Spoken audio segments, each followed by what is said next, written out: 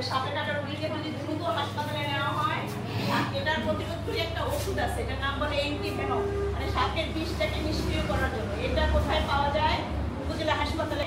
আমরা যারা বৈদ্য আছি, আমি আবার বলতেছি, আমরা যারা বৈদ্য আছি, আমরা যারা ওঝা আছি, এখানে তোমরা যারা আছো, যখনই কোনো সাপে কাটা রোগী আসবে, প্রথমেই তোমরা বলবা আমরা সাপে কাটা রোগীর চিকিৎসা করি না, আমরা রোগীটাকে নিয়ে দ্রুত হাসপাতালে নিয়ে যাবো, থাকবে, ঠিক আছে?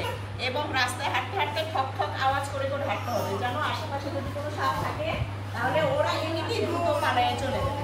আমার সামনে যদি কোনো সাপে কাটা রোগী পড়ে, আমি বলবো যে উপজেলা স্বাস্থ্য কমপ্লেক্স হাসপাতালে তাকে ভর্তি করে দেবো।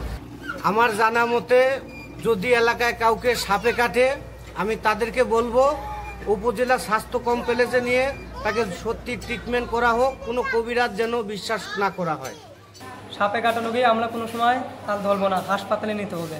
আসসালামু আলাইকুম।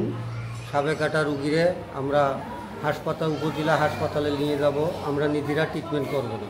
সাপে কাটলে যদি জানতে পারি অথবা যাই, তাহলে কোনো সাপুরে বা কোনো ওঝা কারো কাছে না যে আমি বলবো সোজা উপজেলা হসপিটালে তারা নিয়ে চলে যেতে হবে।